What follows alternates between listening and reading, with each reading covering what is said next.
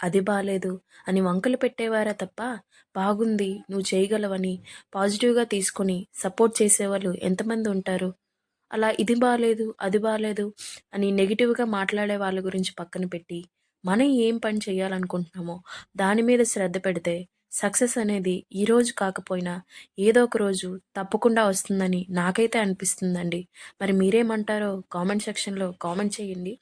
ఈరోజు నైటు డిన్నర్‌లోకి దోస ఇంకా పల్లి చట్నీ చేశానండి. మాక్సిమం నైటు టిఫిన్సే చేస్తామండి. రైస్ అనేది చాలా తక్కువగా తింటామండి. మీలో ఎంతమంది నైటు టిఫిన్స్ తింటారో కామెంట్ సెక్షన్‌లో కామెంట్ చేయండి. నైట్ టిఫిన్ చేసి, తినేసి గిన్నెలన్నీ రాత్రే శుభ్రం చేసేసుకుంటానండి. గిన్నెలన్నీ రాత్రే శుభ్రం చేసుకోవడం వల్ల మార్నింగ్‌కి వర్క్ కొంచెం తక్కువ అనిపిస్తుందండి. నైట్ గిన్నెలు తోమి, స్టవ్ అంతా క్లీన్ చేసి, కిచెన్ అంతా క్లీన్ చేసుకున్నాక మాకు పాలు నైటే వచ్చేస్తాయండి. పాలు కూడా మరగబెట్టి, బాబుని పడుకోబెట్టి నా డేనైతే కంప్లీట్ చేస్తానండి. Bye friends. Thank you.